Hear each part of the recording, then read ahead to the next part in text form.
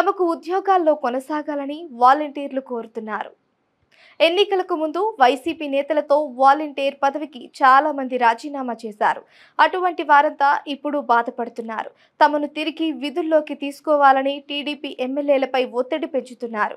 రాష్ట్రంలో 2.5 లక్షల మంది వాలంటీర్లు ఉంటే 1,00,000 మందికి పైగా రాజీనామా చేశారు. వైసీపీకి స్వచ్ఛందంగా సేవలు అందించారు. పోలింగ్ కేంద్రాల్లో వైసీపీ ఏజెంట్లుగా పనిచేసిన వారు కూడా ఉన్నారు. దీంతో వారి పరిస్థితి ఆగమ్యగోచరంగా మారింది. అనవసరంగా నేతల మాటలు నమ్మి చేజేతుల ఇబ్బందులు తెచ్చుకున్నామన్న ఆవేదన వైసీపీలో ఉంది. వైసీపీ అధికారంలో ఉన్న సమయంలో వాలంటీర్ల చుట్టూ జరిగిన వివాదం అంతా ఇంత కాదు. ఈ వ్యవస్థను ఎక్కువగా పవన్ కళ్యాణ్ తప్పుపట్టారు. మనుషుల అక్రమ రవాణాకు వారే కారణమని, వారి ద్వారానే సమాచారం వెళుతోందని, కొందరు అఘాయిత్యాలు సైతం వెనకడుగు వేయటం లేదని పవన్ కళ్యాణ్ వాలంటీర్లను ఉద్దేశించి అన్నారు. దీంతో ఆ కామెంట్స్ దుమారానికి దారితీశాయి. అయితే చంద్రబాబు సైతం వాలంటీర్ వ్యవస్థను తప్పుపట్టిన సందర్భాలు ఉన్నాయి. కానీ ఎన్నికల ముందు వాలంటీర్లు పెద్ద ఎత్తున రాజీనామా చేశారు. దీనిపై స్పందించిన చంద్రబాబు రాజీనామా చేయొద్దు అంటూ వారించారు. తాము అధికారంలోకి వస్తే వాలంటీర్ వ్యవస్థను కొనసాగిస్తామని చెప్పుకొచ్చారు.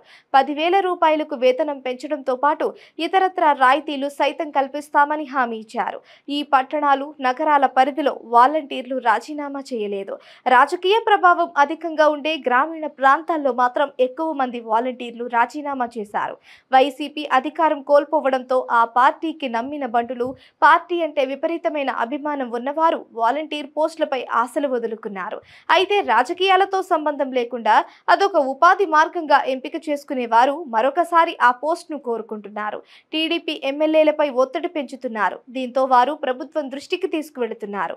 కానీ వాలంటీర్ వ్యవస్థ పునరుద్ధరణ విషయంలో ఎటువంటి ప్రకటన రావడం లేదు. ముఖ్యంగా డిగ్రీ అర్హతతో అతి తక్కువ పోస్టులు తీస్తారని ప్రచారం. మంత్రులకు శాఖల కేటాయింపులో సైతం వాలంటీర్ వ్యవస్థ బాధ్యతను ఓ మంత్రికి అప్పగించారు. దీంతో తప్పకుండా పునరుద్ధరిస్తామన్న నమ్మకంతో ప్రజలు ఉన్నారు. మరొక వైపు టీడీపీ శ్రేణులు సైతం తమ వారికే వాలంటీర్ పోస్టులు రావాలని కోరుతున్నారు.